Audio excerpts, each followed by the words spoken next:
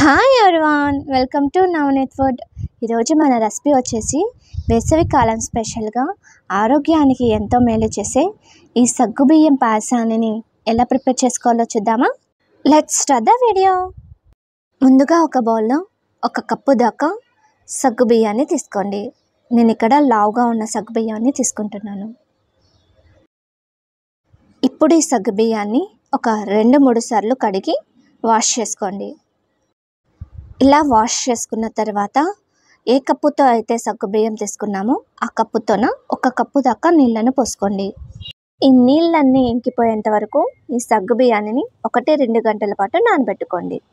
ఒక 1 or 2 hours తర్వాత మనకు సగ్గుబియ్యం ఇలా నానిపోయి ఉంటాయి. చుక్క నీళ్ళు కూడా లేకుండా ఇలా పూర్తిగా నీళ్ళన్నీ ఇంకిపోయి ఉండాలి. తర్వాత పొయ్యి మీద ఒక కడాయిని పెట్టేసుకొని ఒక 2 టేబుల్ స్పూన్ల దాకా నెయ్యిని వేసుకోండి. నెయ్యి వేడెక్కిన తర్వాత మనకు నచ్చిన డ్రై ఫ్రూట్స్ని వేసుకొని ఫ్రై చేసుకోండి. ఈ డ్రై ఫ్రూట్స్ని ఇక్కడ చూపించిన విధంగా ఫ్రై చేసుకున్న తర్వాత వీటిని ఒక కప్పులోకి తీసి పక్కన పెట్టేసుకోండి.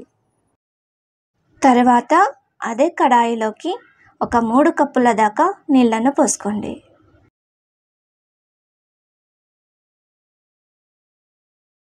ఈ నీళ్లను తెరల కాగేంత వరకు మరిగించండి.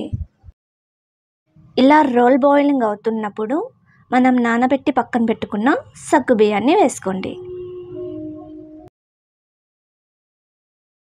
ఇలా సగ్గుబియ్యం వేసుకున్న తర్వాత ఈ సగ్గుబియ్యాన్ని ఒక 5-10 నిమిషాల పాటు ఉడకబెట్టేసుకోండి.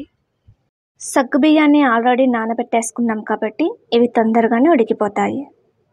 ఒక 5-10 నిమిషాల తర్వాత ఈ సగ్గుబియ్యం ఉడికాయో లేదో తెలుసుకోవడానికి ఒక చిన్న బౌల్లో నీళ్ళని తీసుకొని ఇలా సగ్గుబియ్యాన్ని వేసుకొని చూడండి.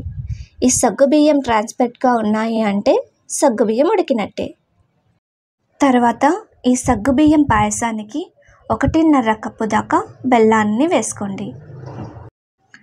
ఇక్కడ మీరు స్వీటుకు తగినట్టుగా బెల్లాన్ని యాడ్ చేసుకోవచ్చు. ఇప్పుడు ఈ పాయసం ఉడుకుతూ ఉండంగానే మనం దంచి పక్కన పెట్టుకున్న ఇలాచీ పొడిని వేసుకొని ఉడికించుకోండి. ఇలా పాయసం ఉడుకుతూ ఉండంగానే ఇలాచీ పౌడర్ వేసుకుంటే ఇందులో ఉన్న ఫ్లేవర్స్ అనేది పాయసం చాలా స్మెల్గా ఉంటుంది. మనం వేసుకున్న ఈ బెల్లం మొత్తం కరిగేంత వరకు బాగా ఉడికించుకోవాలి. మనం వేసుకున్న బెల్లం అంతా కరిగిపోయి పాయసం ఇలా దగ్గర పడుతుండగా మనం ఫ్రై చేసి పక్కన పెట్టుకున్న డ్రై ఫ్రూట్స్ని కూడా వేసుకోండి.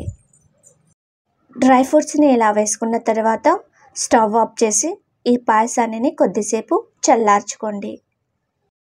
ఈ పాయసంలో మనం పోసుకునే పాలు విరిగిపోకుండా ఉండడానికి ఈ పాయసాన్ని కొద్దిసేపు చల్లార్చుకున్న తర్వాత ఈ పాయసం గోరువెచ్చగా ఉన్నప్పుడు ఒక 2 కప్పుల దాకా పాలను పోసుకోండి. ఈ పాలు గోరువెచ్చగా ఉన్న కాచి చల్లార్చుకున్న పాలు. ఇప్పుడు ఈ పాయసం చిక్కబడదు. ఇప్పుడు ఈ పాయసాన్ని సర్వింగ్ బౌల్లోకి తీసేసుకుందాం.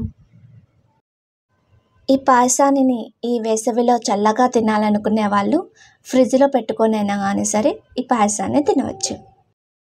ఓకే ఫ్రెండ్స్, ఈ వేసవి కాలంలో వంటికి చలవ చేసే ఈ సగ్గుబియ్యం పాయసాన్ని పంచదారను వాడకుండా ఇలా హెల్తీగా రెడీ చేసుకోండి. మరొక వీడియోతో మళ్ళీ కలుద్దాం. అంతవరకు బాయ్.